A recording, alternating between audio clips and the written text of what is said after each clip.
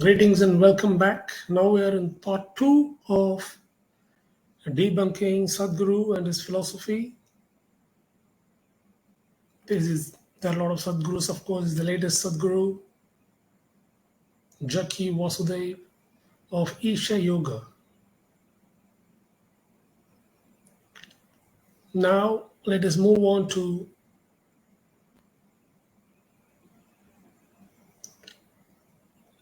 why it is a problem for Christians and what does the apostolic teachings warn us about. In 1 Timothy 6:20, Paul is writing to young Timothy. Okay, Timothy is a pastor. It's a pastoral letter. It's just a letter to advise him over certain things. And one of the important things he asks Timothy to do is to avoid. Okay, 1 Timothy 6:20, Paul says, avoid the profane and vain babblings and contradictions of what is falsely called knowledge. So in the name of knowledge, there's going to be a lot of profanity, vain babbling, and contradiction. Here he is talking about Gnostic philosophy, sexual mysticisms, and other Greco-Roman cults, which were, of course, highly profane, with sexual orgies, contained a lot of vain babblings, like Om and other things. No, that's vain babbling. Of course, it's applied now. And the contradictions of what is called knowledge, falsely called knowledge. It is false knowledge because it contains a lot of contradictions. As we will see, all Hindu philosophies will fit in with this. Profane, vain babblings, and a lot of contradictions, which they will call as knowledge. Now we are going to look into them and a more comprehensive way. The knowledge falsely so called in this case is Sadhguru's teachings, which emphasizes Jnana Yoga. So Jnana Yoga is that false knowledge, or knowledge which is not knowledge or not based on fact, is not true. Therefore, it is lies. In other words, spiritual deception. Jnana Yoga, or the path of knowledge, is presented by Sadhguru as a way to achieve enlightenment and self-realization through intellectual and spiritual inquiry. Now, in short, Sadhguru and all Hindu philosophies are trying to solve the problem of rebirths. As an infinite number of rebirths occurring, there is no start or end, except if that person attains self-realization. Then he ceases to be a person in that he merges. He realizes that he is an illusion. He realizes that what he sees as himself, as the individual, is illusion, that he is that, one with everything else. And that variations we see is also illusion. That is that, the ultimate Brahman. Therefore, Self-realization is the way of getting out of this cycle of rebirths, which is caused by karmic debt. Okay, I already told you in the lecture on Yogananda, there are person has 5 good karmas, 8 bad karmas. He has karmic debt of 3 because the bad karmas are 8, good karmas are only 5. Okay, so therefore, because of that, he needs to be reborn and pay that karmic debt through suffering. Therefore, that is why even the Buddha said, believed in this and said life is suffering. He's not talking about some, there's a lot of difficulty in this life. There is no electricity in those days. It's too hot. You have to walk. There is no vehicles. People are dying. People are getting old. All this, these things he's seeing. And is concluding life itself is suffering. It's not unjust suffering. It is just suffering according to Hindu philosophy, Buddhist philosophy, all these philosophies. This suffering is cosmic justice because of the karmic debt. There is some bad karma which needs to be punished. And that is why that soul has been reincarnated and has a rebirth. And therefore, since it is reincarnated to suffer and pay the karmic debt, life itself is suffering. Okay, and that is a right and just understanding of life. Life is itself is suffering as per cosmic justice. Okay, this is cosmic justice. And now all these gurus, including Buddha, and now till Sadhguru Jaggi Vasudev, are providing solutions to people of their times to help them to reach enlightenment and through self-realization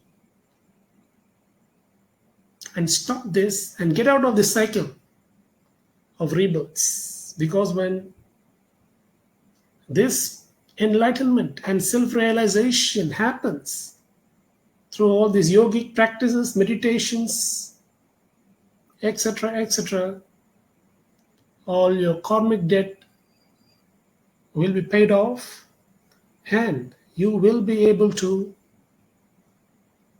in this life itself or in a few more births, attain what is called as moksha or liberation, because you have paid off your karmic debt and you have escaped through this process of self-realization. Okay, it does not mean it will end in this life itself. You may have a few more births, 4, 5, not thousands or infinite number of births. No, that's relatively, this is relatively less. This is the best case scenario for every human person. Okay. Now, this is all, as we can see, unsubstantiated assumptions and assertions based on some Hindu texts which they have accepted, and all these gurus for a long time have accepted this for 3 or 4 millennia. Therefore they have that weight because they have been accepted, and that's going on inside them, inside the Hindu world, Hindu sphere. It is accepted, and therefore these things are accepted as true. Rebirths, karma, causing the rebirth, self-realization as the way out of the rebirth, what is called liberation. That is why the person who has attained that self-realization is not in a state of suffering. He is now only attaining the state of bliss, ananda. Okay, so all these things are in this context and based on these texts, whether it is quoted or not. For 4,000, 5,000 years, if this is what they are doing, then we can know that that is what their worldview is. They already believe it. Okay, there is no proof for it. They already believe it. And that is how they are looking at it. Therefore, these are assumed. Even for the Buddha, in my book on Buddhism, I have said the same thing. Because he has already assumed this is how the universe is working. Okay, multiple births, karma, reincarnation, suffering, and he is there he has attained enlightenment, and this is what he thinks. This is the way out. Okay, was compassion, karuna, or to increase the positive karma points and non-violence, ahimsa, and no right thinking, right doing, all these things to reach a state of that there is no karmic debt and positive karma is more than the negative karma, and so that you need not have a next rebirth. So they call it nirvana in Buddhism, call it moksha in Hinduism. There is some semantics and some definition. Person is there. There is soul, there is no soul, all this thing. But it's the same thing in this regard. Okay?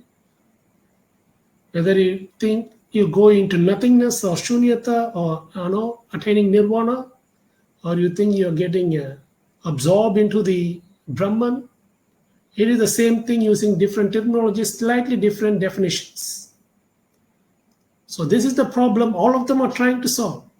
All the traditional Hindu schools of thinking, okay, called orthodox, and all the heterodox schools like Buddhism and Jainism, as well as the in-between tantric schools which can go either way.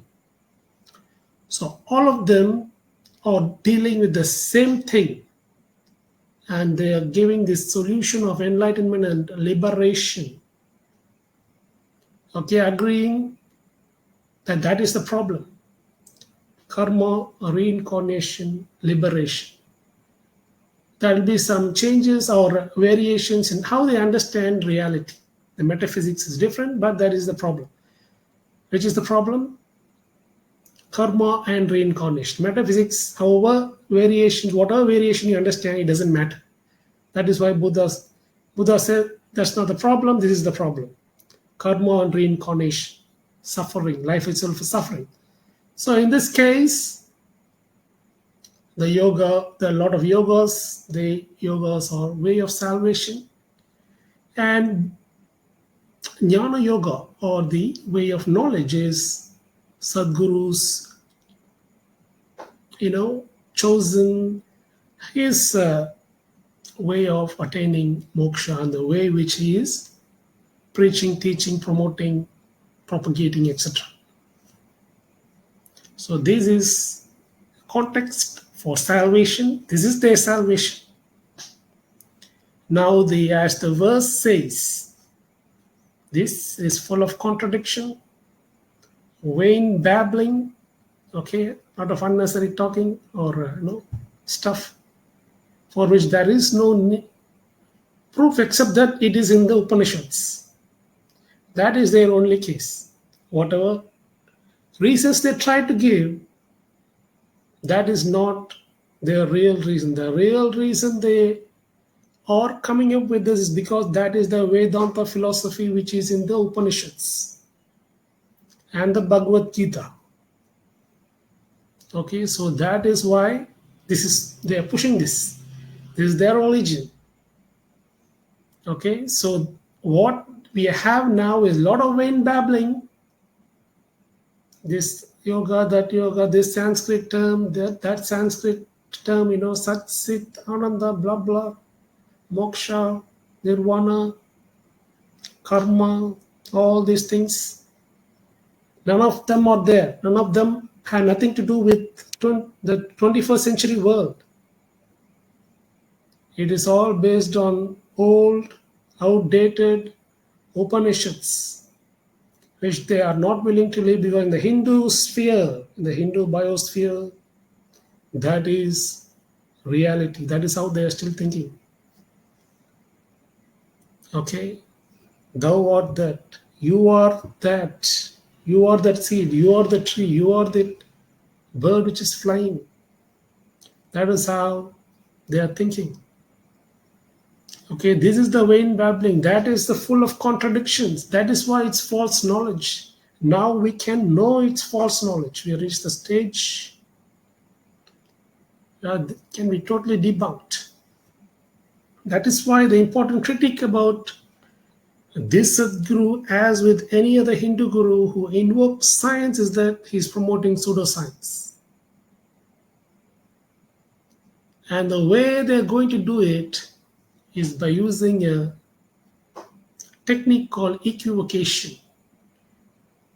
Okay, there will be some scientific finding, quantum physics, for example, but this guy will equivocate. He will tell, this is that. Okay, typical Hindu equivocation. This is that. This is that. This is that. You will hear it on and on. But the truth is, that is not that. Okay, there's nothing to do with that. But if you do not know what it is, it will look like that. Okay, that's why he is also telling, because he also doesn't know what it is fully. He doesn't understand the context of the scientific thought, ideas, and he is equivocating. That is how it is made to look like science.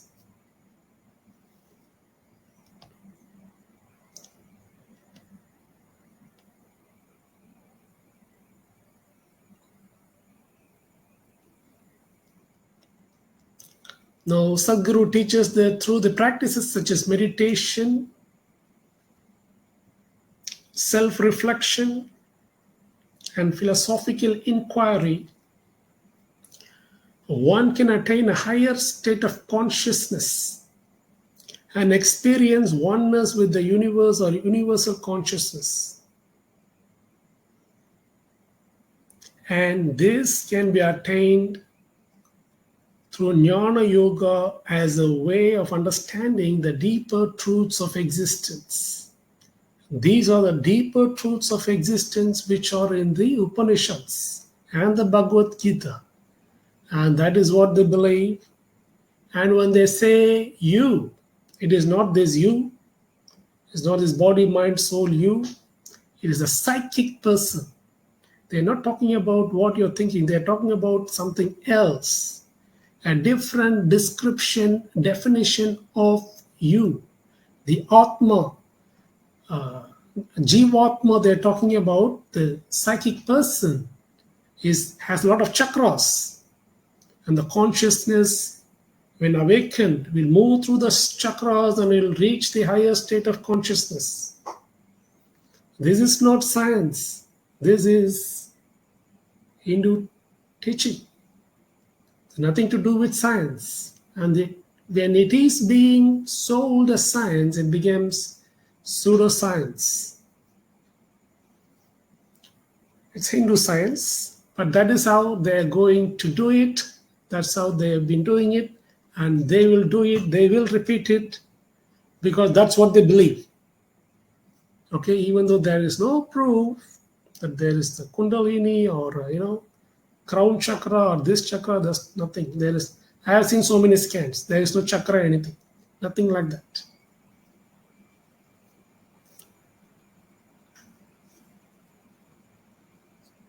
So this jnana is false knowledge. It is not true knowledge.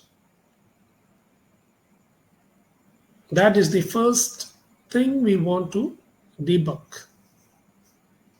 Jnana yoga, the knowledge of self, the idea of self, and the evolution of self from Now, through the awakening of consciousness and reaching the highest states of consciousness, moving of the consciousness through the chakras, all these things are not science, and it is all unsubstantiated Hindu scriptures. Okay? According to Sadhguru, the intellect is a tool for breaking down false perceptions. What you're seeing is false perception. What you're seeing in science, what you learn through the scientific method about the person, all the medical, all these years of medical advancement, all that is illusion. Only the psychic person is real. With the chakras and the consciousness, which is the capability to move through the chakras to the higher state of consciousness. That is the real person, and that is the true knowledge of yourself and your capacity or potential to realize your own divinity by rejecting the ego and understanding the illusory nature of the material world. Rejecting the ego here means there is no you. Okay? You have a soul, but you don't have an identity. Whereas in Buddhism, there is no soul at all. Okay, that is the difference in description of the person. Okay, it's a collection of experiences, something on that level. Okay, here you have a soul, but it is not I. The I is not the anyway. It is same thing. And not whether it is no soul or soul whose ego is illusion. You're reaching a state where there is no more that person. The whole concept of the person is going to be made illusory or false, because you are that. You are not a single person. You are that. You are the TV, you are the tree, you are the light, you are the wind, you are all those things. You are not this individual. You are totally not you. Thou art the Tatvamasi. That is their philosophy. That is what they're trying to push through all these things. We're free to do that, but we should not agree with that as Christians. That's the whole point.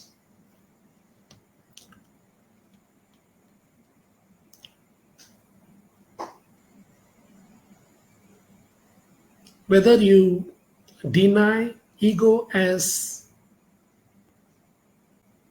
existing or false and illusory, or the soul itself, it is same. It is about the self. And now you have a true knowledge of self. Okay? That you are that. Okay, that is the true knowledge of self. And this can be achieved.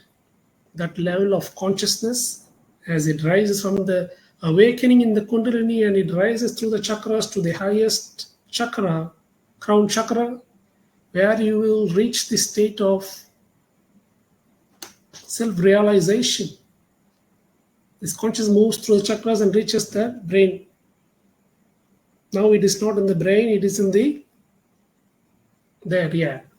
From there it should go up, and that is where inner engineering comes in to help you awaken your consciousness, and so that you can rise and merge with the highest, reach a higher state of consciousness where you are aware that Tattvam Asi, you are that what you see, not what you are seeing. Only here, you're also there. That is all you. Okay? So this is the inner engineering. Okay? Higher state of consciousness you are going to reach through Jnana Yoga.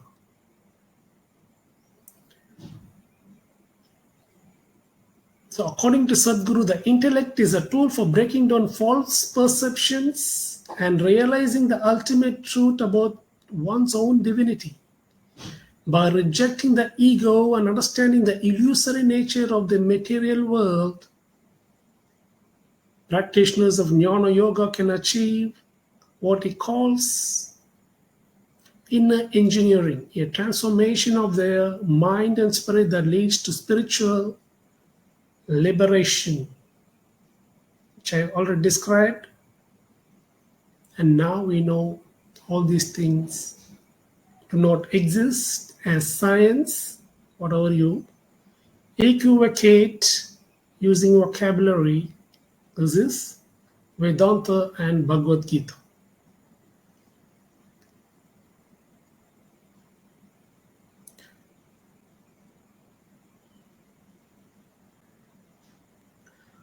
Jnana Yoga, from a Christian perspective, is that it focuses on self-realization and self-reliance. Self-realization is liberation or moksha or salvation through self-reliance. You do it yourself. The ultimate goal of Jnana Yoga is to realize that self is one with the ultimate reality. Jivatma or Atman is one with the Paramatma or Brahman. And this process is deeply introspective and places the individual at the center of spiritual development. You got to take responsibility and you need to do it yourself. There is no savior. Nobody can help you. And if you don't help yourself, you will accumulate karmic debt and have a rebirth and will have just suffering. You will suffer and you'll suffer justly for all the bad karmas which are exceeded the number of good karmas. In contrast, Christianity teaches that the true spiritual transformation comes from God-centeredness, where salvation, truth, and knowledge are revealed by God and not discovered through human effort or intellectual pursuit. Because it's impossible to know ultimate reality just by sitting and meditating.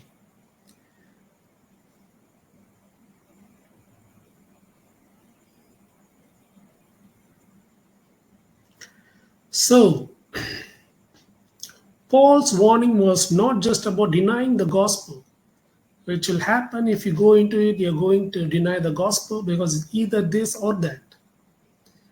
Either self effort, save yourself, or receive the gift of eternal life, forgiveness, and all your sins will be washed away with the blood of the Lord Jesus Christ, the only Savior.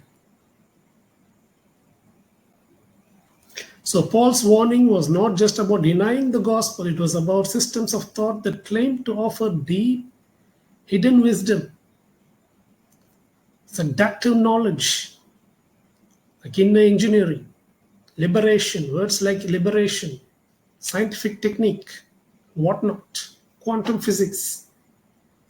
All these will attract you. Seduction, whatever it is spiritual seduction from the biblical point of view. All this hidden wisdom and the knowledge, falsely so called. But these are based on human speculation and not divine revelation. And let's zoom out, and all the orthodox schools of Hinduism and the heterodox schools of Buddhism and Jainism, all of them are speculative philosophies. They are just speculations.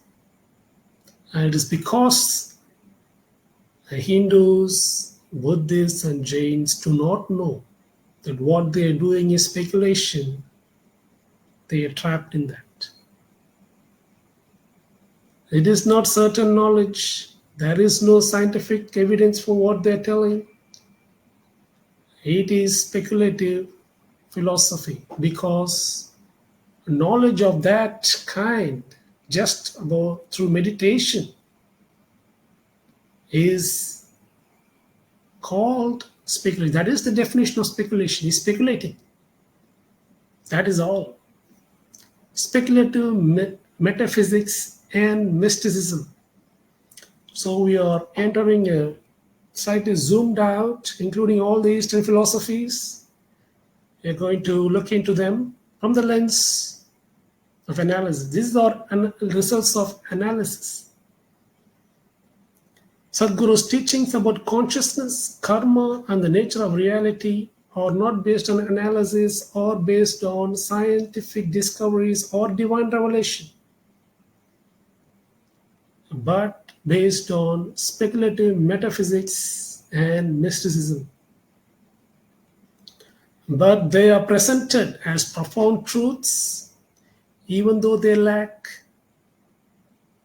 authoritative philosophical authority as well as empirical evidence, nor is it found in other religious traditions which are outside this system of Eastern spirituality and esoteric knowledge. Ideas such as reincarnation, karmic debt, and the possibility of self-realization through intellectual means contradict the Christian view of humanity's need for divine grace and the limitations of human wisdom, human knowledge, and these are totally different and opposite points of view. Whereas on one side you have pantheism, monism of Sadhguru, or even panentheism. On the other hand, we have Christian theism, where creator and creation are totally different. And creator knows everything about the creation, he is created, and he can tell creations who are in his image about his creation. And that is called revelation. And that is the Holy Bible.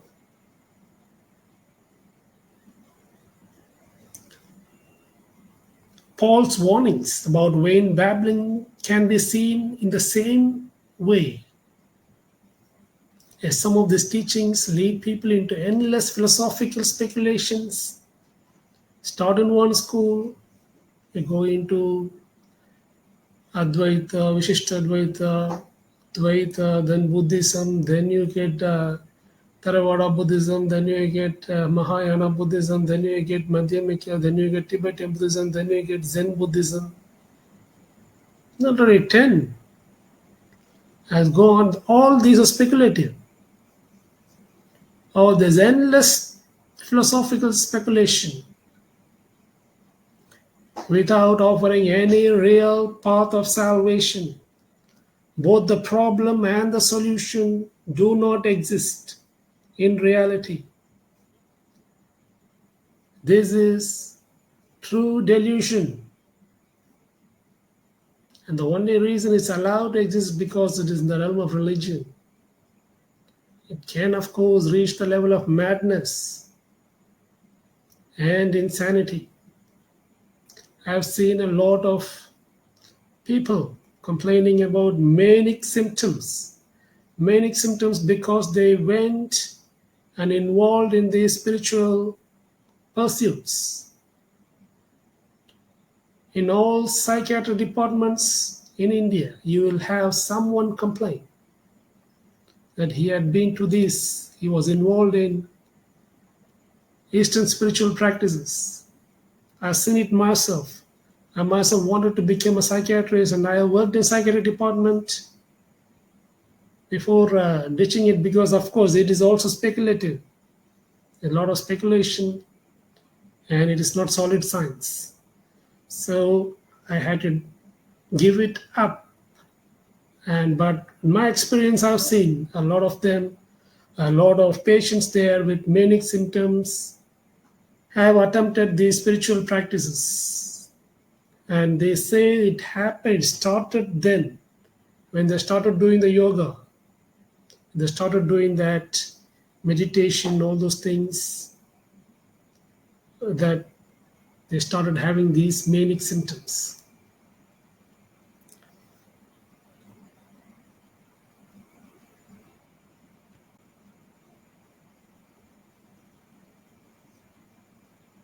So what you need is not all these things because it's false knowledge. What you need is truth from God Himself, divine revelation.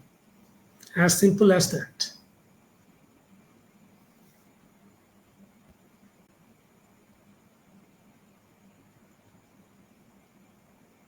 So it's self-salvation according to false knowledge, or true salvation, which is a gift of God, the loving God, based on divine revelation. Your choice. Make it and choose divine revelation, the love of God, and reject the false knowledge of esoteric philosophies.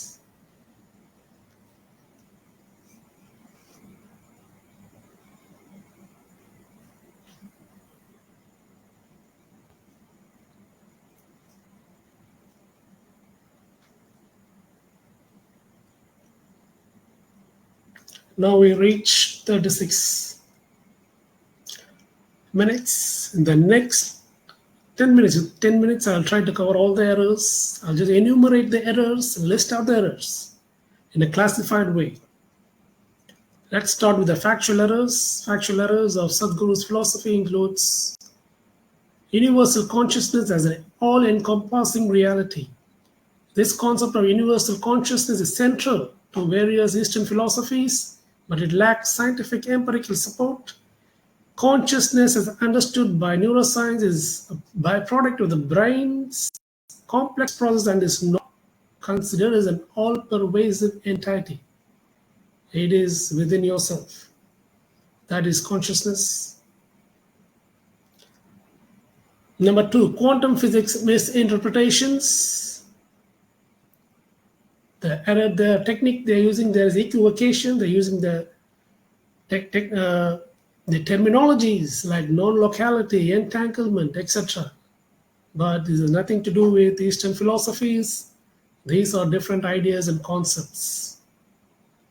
This cannot be used by Sadhguru to justify or explain spiritual phenomena, except in an analogical sense, not as proof. Third, reincarnation as a cosmic law is another factual error. Karma as the deterministic force, that is also a factual error. Energy centers in the body, as I said, the psychic body, the kundalini to the crown chakra, all these chakras, those are also not there. So also factual errors. Prana, the control of the breath as a vital, a way to control the life force and channel that energy, all these things, that is prana, energy. And that is also not a scientific term. Okay, so now is a prana. Now it's going to use the English word which is used differently in the West and in scientific context. Okay, he's going to use words like energy, life force, all those things. And he is going to use that English word for the word prana, okay, which is again equivocating, confusing the audience, even misleading them. There is no biological or medical basis for prana. Misinterpretation of ancient texts and historical contexts. Engineering is a scientifically valid path. It is also wrong. These are wrong. There is no science. And the concept of Akashic records or cosmic memory. Sadhguru himself says that he has already had 3 or 4 previous births which he knows about. And all these things you can see in the internet. It's very popular. Human evolution is driven by spiritual practice, the influence of meditation on physical healing and longevity. All these are factual errors. Misinterpretation of biological systems and processes.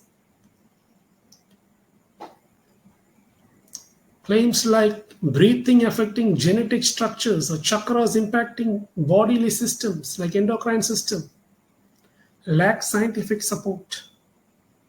There are alternate interpretation which will make these philosophical explanations unnecessary. And those are the scientific explanations which are being believed on in medical science. Next, we move on to logical fallacies, non sequiturs. So, these are the non sequiturs: universal consciousness, quantum mechanics.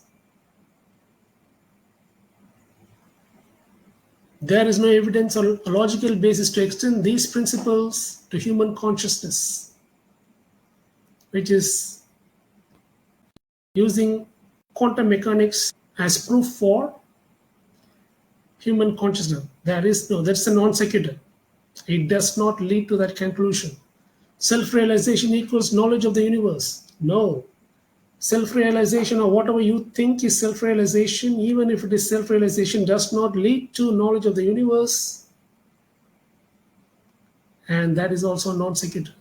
Self-realization itself is a non sequitur because it is just a experience or changes in the alteration, the chemical altered state of consciousness. But it is not self-realization, nor does it lead to knowledge of the universe itself or ultimate reality itself. It does not follow. These are non sequiturs.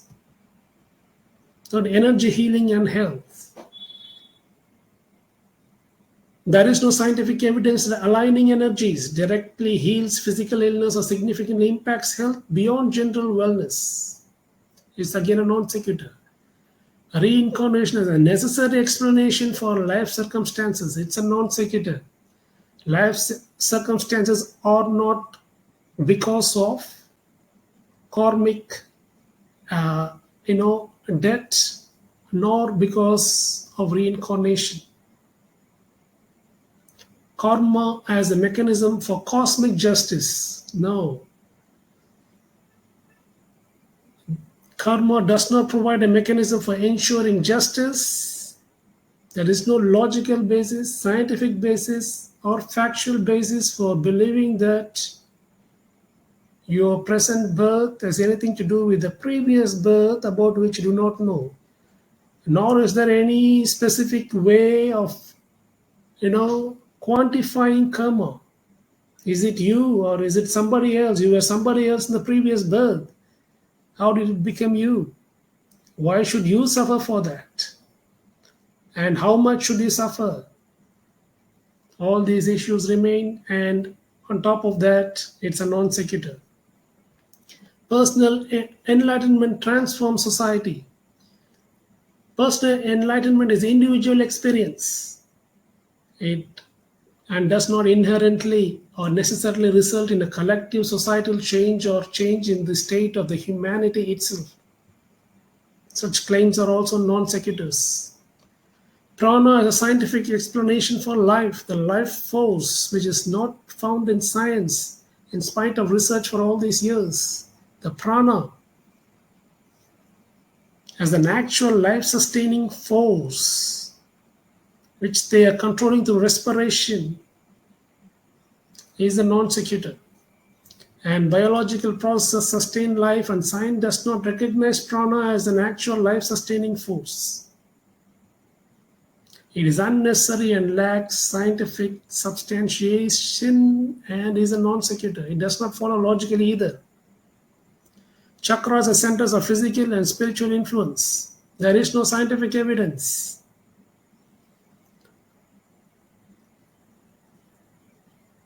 Attributing this physical and emotional well-being to chakra is a non sequitur. It does not follow, it does not even exist. Enlightenment alters DNA and genetics. This is also a non sequitur. Faith and spiritual belief are scientific pathways. They are not. It's a non sequitur. Okay, it is not scientific pathway, but traditional Hindu ideas based on Upanishads and Bhagavad Gita. Inner engineering as technology for life transformation. So inner engineering as a technology for well-being. The term technology implies, this is the definition of technology, replicable, predictable outcomes grounded in empirical methods. But again, this word has been hijacked and it is equivocation, misleading people. It is not, inner engineering is not a technology. Spiritual and psychological practices do not offer standardized results like technology does. Inner engineering is based on subjective experiences and psychological and spiritual practices and not consistent, testable, and do not produce replicable outcomes. And this is misleading to equate it with technology as understood in the scientific sense. So that's a scam. The illusion of reality as justification for existential claims.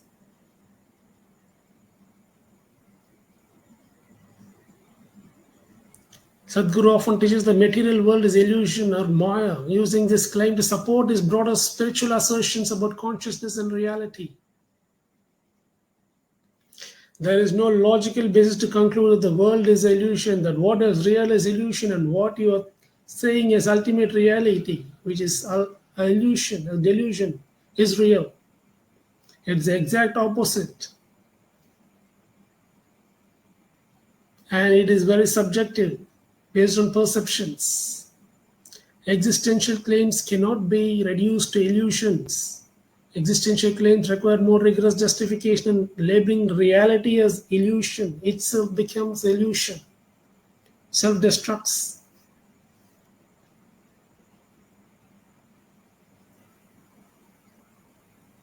Next, we'll move on to logical fallacies. I'll just read out the fallacies. Number one, appeal to authority. Religious authority, false dilemma. Spiritual experience versus and quantum physics. Quantum entanglement describes particle behavior, not human consciousness. Okay? Treating these as equivalent misleads listeners into thinking the scientific theory supports spiritual concepts when they do not. This is again a false equivalence, not false dilemma. False equivalence, or as I already quoted this many times, they are equivocating and using certain terms in a way which it should not be used, because it doesn't mean the same thing. They use the same word meaning different things. A popular word like engineering is going to use words like engineering, quantum physics, non-locality, quantum entanglements, but he's going to use it for his philosophy, where all these things are going to be equivocated with something else. Okay? And he's going to, this is that. That is equivocation. And that is the thing you should say. If they claim scientific things, you should say this is equivocation, a false equivalence. And it's a logical fallacy, and I'll reject it. Next is red herring.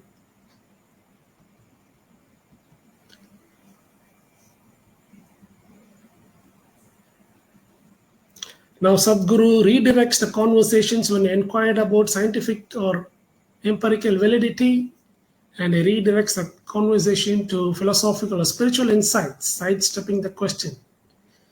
So that is a red herring.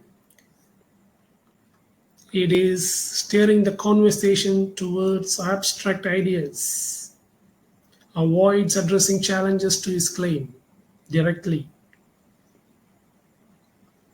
Next, we come to, of course, all the non sequiturs we've seen, begging the question, circular reasoning. Is a lot of circular reasoning here. Karma is a self-evident truth that governs life, using karma as both the premise and conclusion for various arguments. It is the cause, it is the effect. Begging the question occurs when argument's conclusion is assumed. Karma is assumed. It is not something which is proven. And you have to believe it.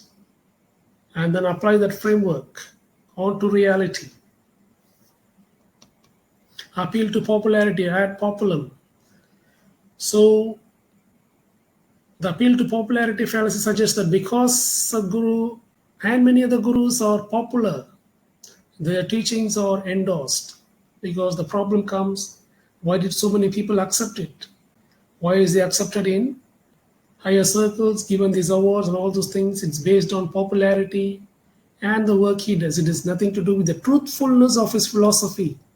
It does not, it's a non sequitur and a logical fallacy to think that popularity and adoption by people or awards, all these things has something to do with the philosophy. Truthfulness of the philosophy has nothing to do with these things. False cause.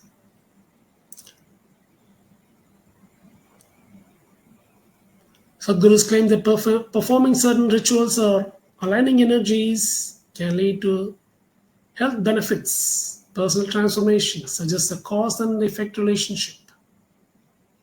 This false cause fallacy is giving you a false cause, assuming that because certain events follow others, they are related causally. Okay? And that is why you should not believe them. Appeal to mystery.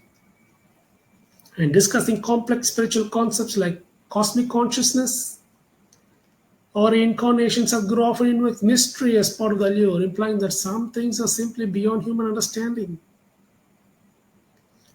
This appeal to mystery fallacy occurs when a lack of explanation is used to justify a claim's validity.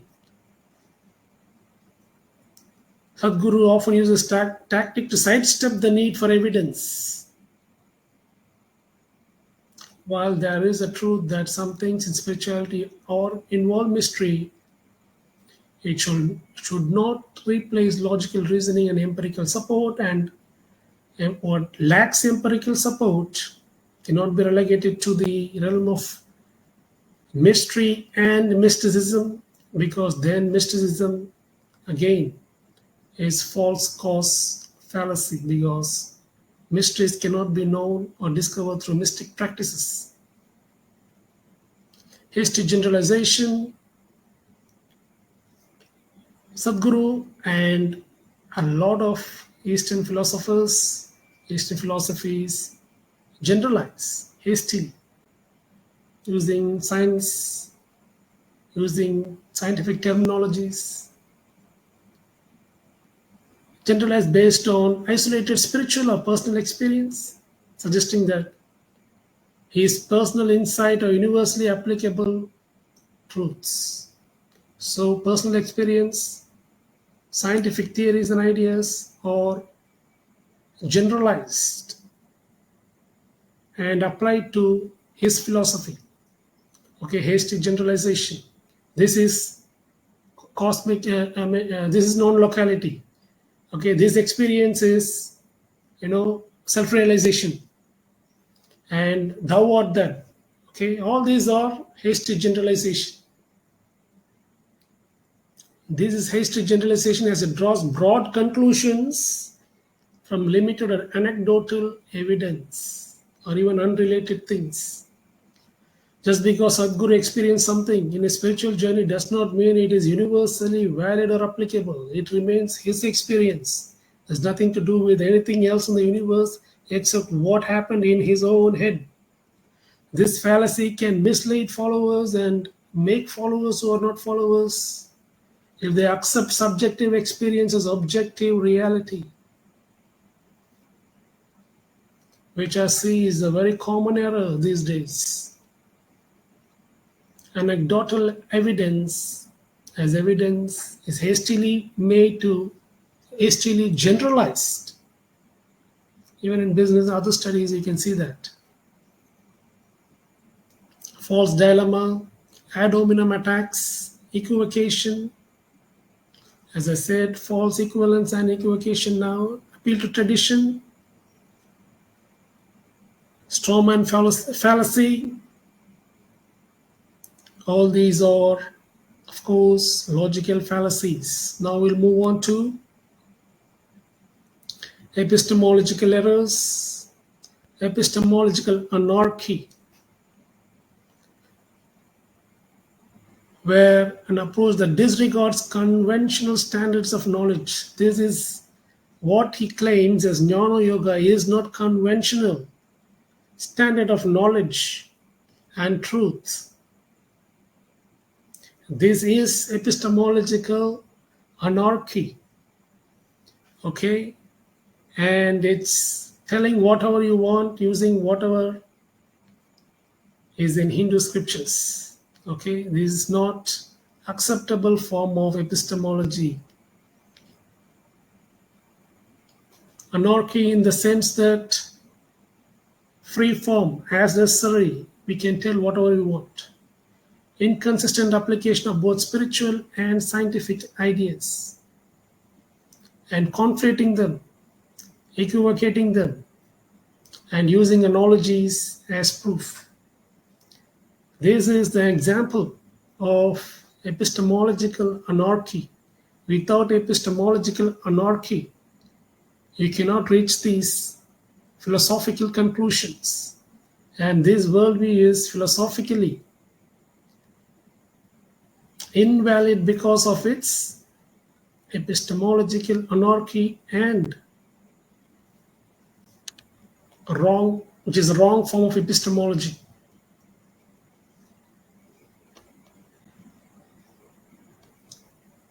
So one important, now we're going into how this, epistemological anarchy, subjective truth as ultimate authority and even ultimate reality.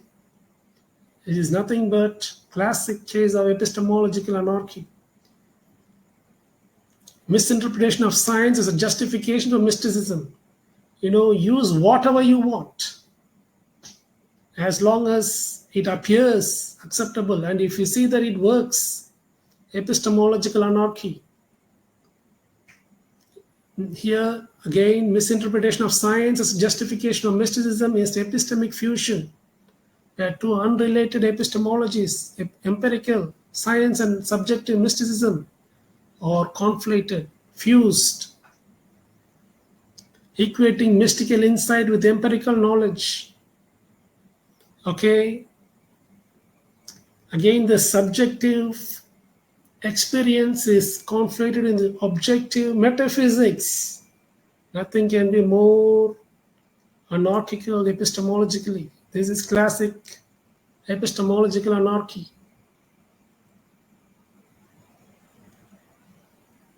Elevation of ancient wisdom as epistemic authority, again conveniently, because this is our tradition. It's ancient, therefore it is true. Again, epistemological anarchy. Intuition, this is mystical intuition, therefore it is truth. Again, it's epistemological anarchy. Personal revelation as universal truth, epistemological anarchy. Relativism in truth and knowledge. And relativism becomes wild. Again, as we saw before, it's wildly relativistic, and therefore it is epistemological anarchy. Self-reference. I had this experience as justification that it is true. I had this experience in my brain. I had the spiritual experience, therefore it is universally true. Who will accept that? That is epistemological anarchy. Overgeneralization of anecdotal evidence, again, going from a very narrow to a whole of reality. Epistemological anarchy. Epistemological isolation from external verification.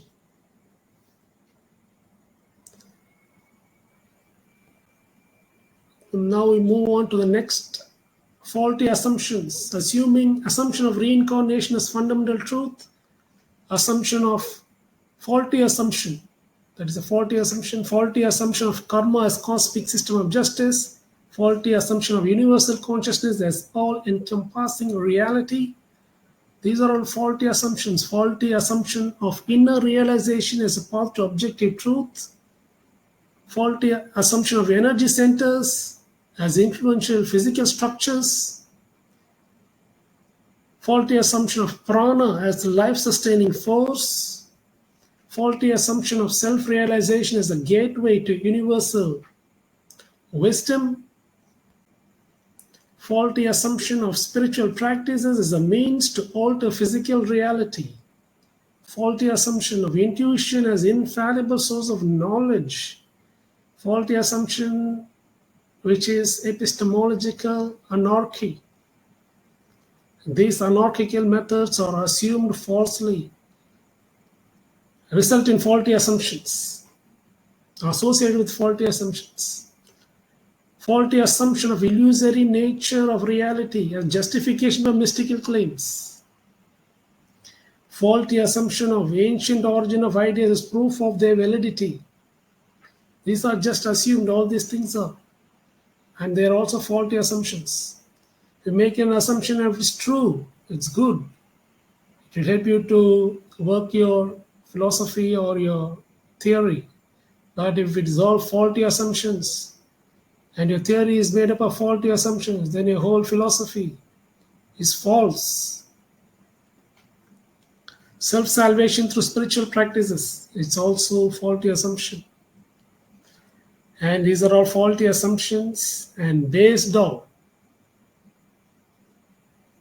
Upanishads and Bhagavad Gita.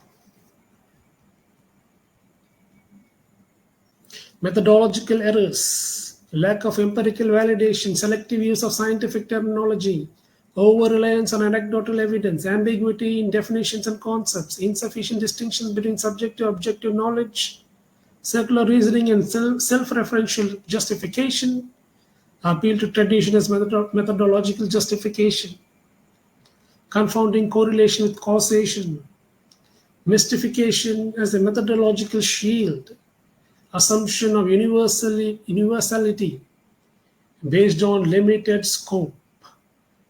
Thus, limited scope is assumed into a universal scope. Neglecting falsifiability is another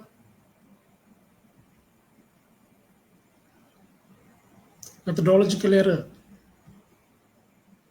Avoidance of peer review or independent verification, methodological error.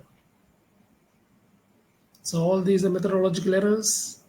Already seen all the faulty assumptions and the methodological errors are also over. Now we'll move on to cognitive bias, which make this work. So with all these errors, why does it work? In the sense that why do people accept it, adopt it, even believe it, mainly? Based on confirmation bias, authority bias, halo effect of multiple personalities, appeal to novelty bias, bandwagon effect, anchoring bias, availability heuristics, optimism bias, self-serving bias, cognitive dissonance reduction, survivorship bias, endowment effect, projection bias, in-group bias, sunk cost fallacy. All these make it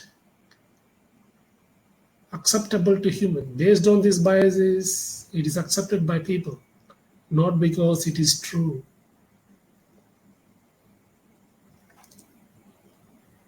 So now we have come to the end and we have only two more steps: internal contradictions and external contradictions, which is the test of coherence for internal contradiction and the test of correspondence for external contradiction.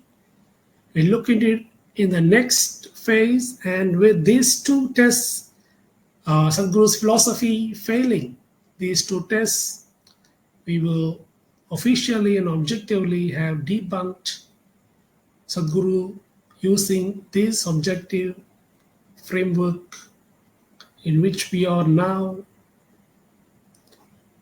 finishing up with cognitive biases. Okay, so thank you for joining, and the next part we will look into a test of coherence, internal contradiction, the test of correspondence, external contradictions, and with that, internal contradiction, external contradictions, this is false philosophy.